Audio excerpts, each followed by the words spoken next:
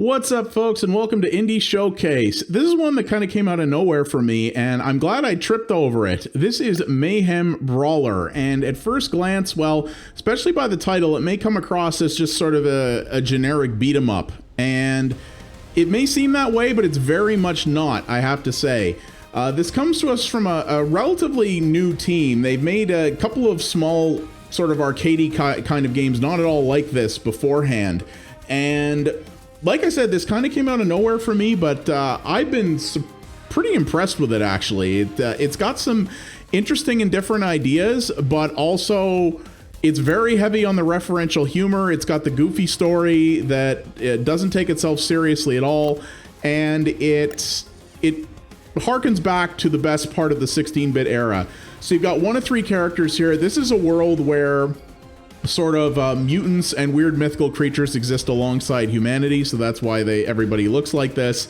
So you've got kind of the powerhouse melee person. This person has more telekinetics, and this person's more quicker melee damage. This game supports up to 3-player co-op, unfortunately local only, but I will say that the majority of my time playing this game has been with my buddy Technomancer over Parsec on PC, and it has worked fantastic for that. Online is always nice, but it does play very well.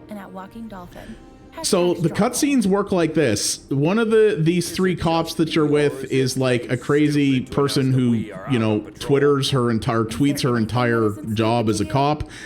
There are these cutscenes here that are fully voice acted. The voice acting is pretty goofy, as is the writing, but that's the intent. And you literally see the responses to her tweets as you go through the cutscenes. It's very weird and different, and I think it's really cool. This game is full of pop culture references, including some that are frankly some pretty deep cuts. I'm not going to spoil any of them because you'd have to see them for yourself. But it's full of all kinds of references, and it breaks the fourth wall a few times. This game does not take itself seriously in the slightest and does a really great job about that. Every mission is represented by one of these comic covers, which I think looks really cool. And that brings me to one of the first things that differentiates this game from a lot of brawlers, which is that it does have branching paths. It's not the first game to do that, but there aren't that many that do. And at different points after you beat certain bosses, you're going to have an option to go to a couple of different levels. And you can actually take different progressions through the game that will result in you fighting actually different bosses and going through different levels and encountering different kinds of enemies. So this game really rewards repeat play beyond just doing it on higher difficulties and trying to get through it with higher scores and things like that.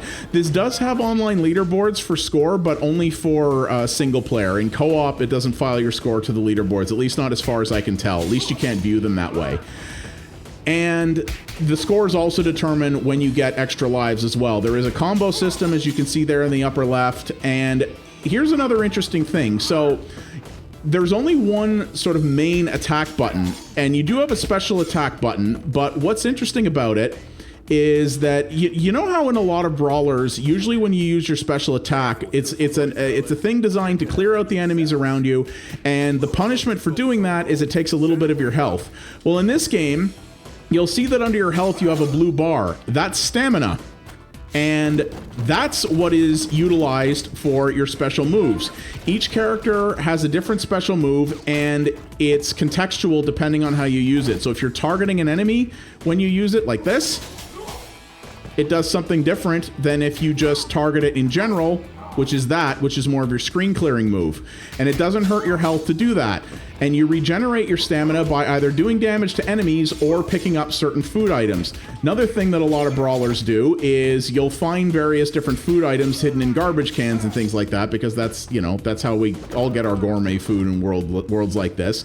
And all that ever does is heal your life. In this, there's 2 different types of food items you can pick up. We haven't come across any yet, and some of them will have a blue glow and some of them will have a yellow glow. The yellow one is is health. The blue ones are stamina items.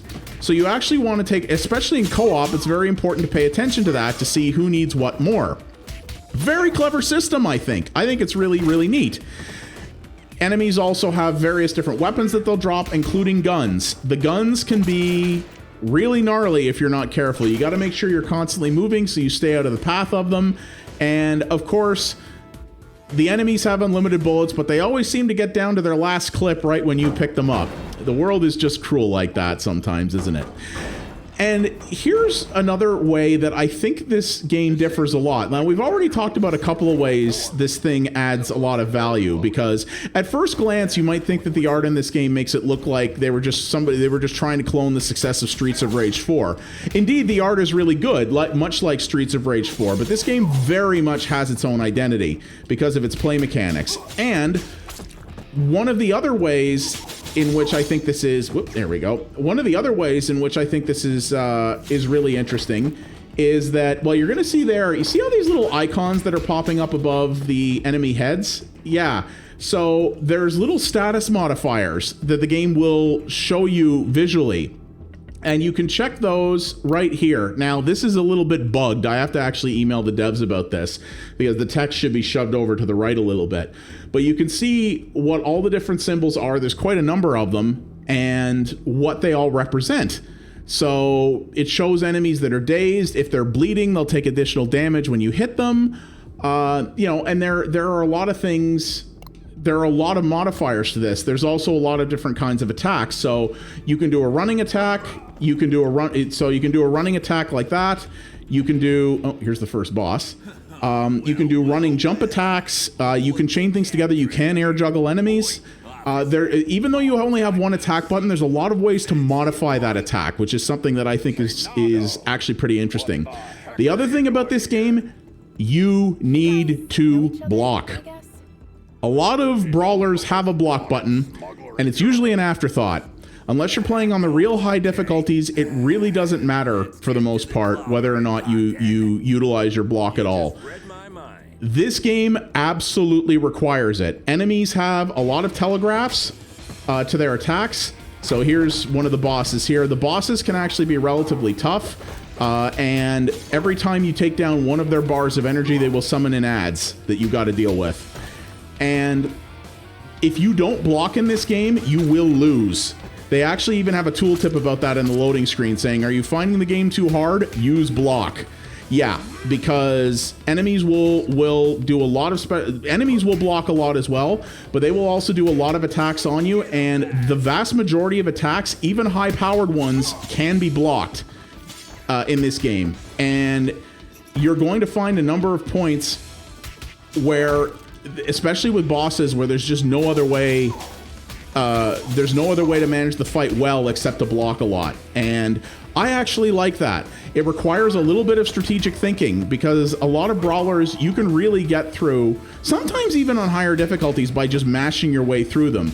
And if you're playing on the lowest difficulty, you could do that with this one.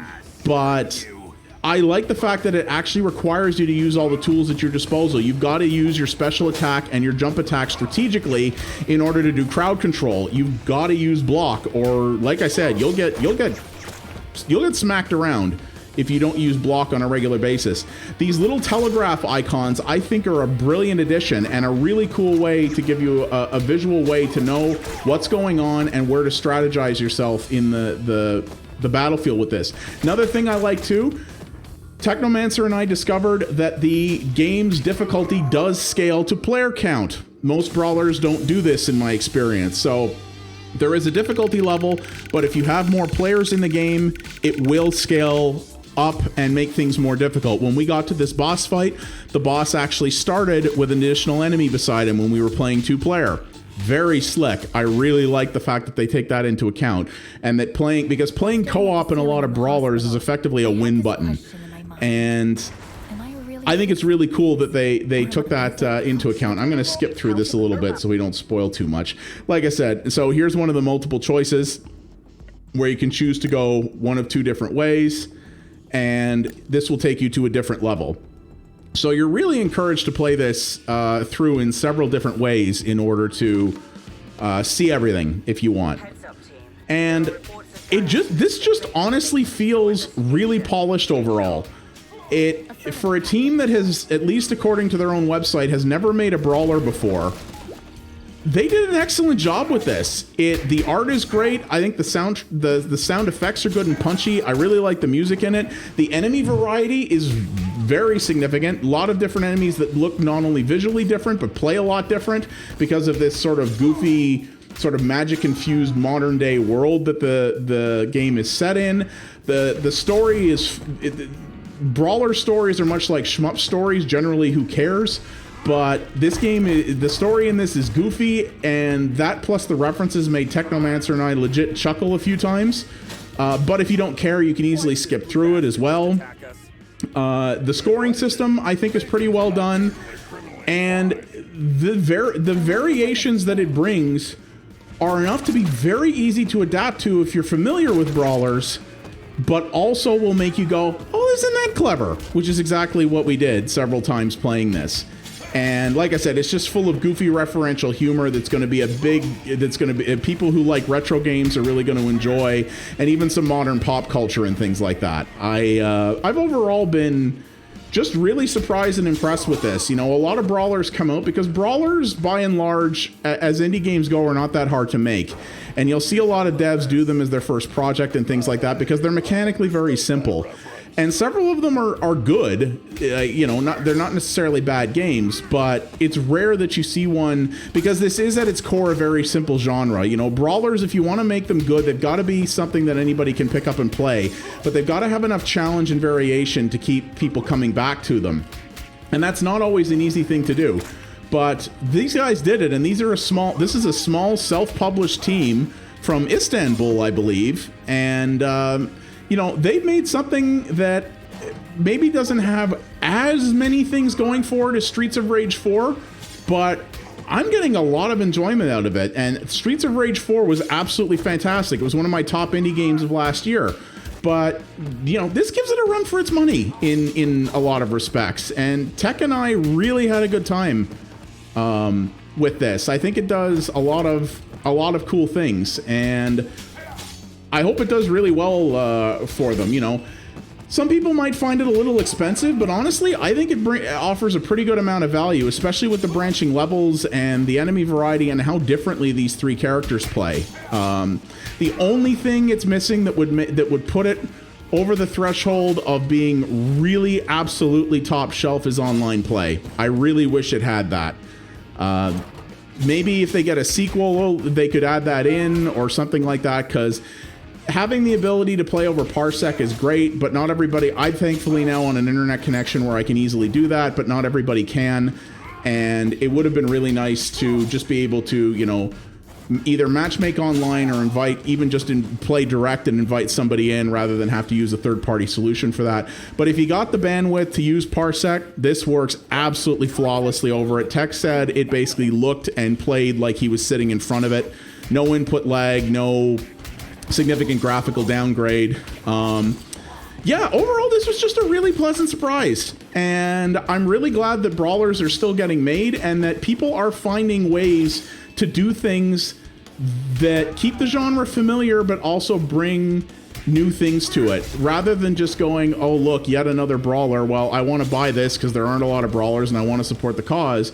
You can go, here's a brawler, and here I think you should play it, not just because it's another one of these, but because it's doing something different.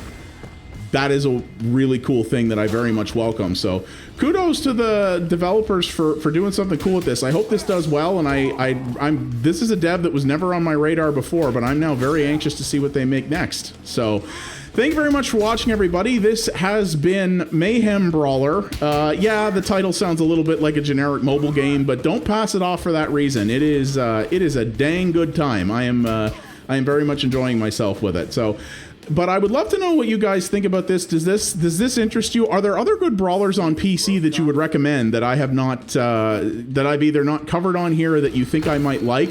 Streets of Rage 4, we all know about that one, but let me know some other ones that you think might be good, because I'd love to know that. This is much like shmups, this is a genre I have a fondness for from my youth, and I would really love to play more of. So let me know what you think about this, and some other ideas in the comments down below. And as always, If you could do all the YouTube things, like, subscribe, hit the bell so you get notifications on future videos, and if you want, you can also follow me over at twitch.tv/pxabstraction. I do multiple variety streams a week over there, including showcasing some other indie devs that are better suited for streams and that you might not see over here. We have a good community over there, and we have a really fun time, so I would absolutely love to see more folks over there. I think if you like the stuff I make here, I think you'd like the stuff I make over there too. So thank you very much for watching, everybody, and I will see you on the next Indie Showcase. You folks have yourselves a good one. Take it easy. I got some more people to beat. Take care, folks.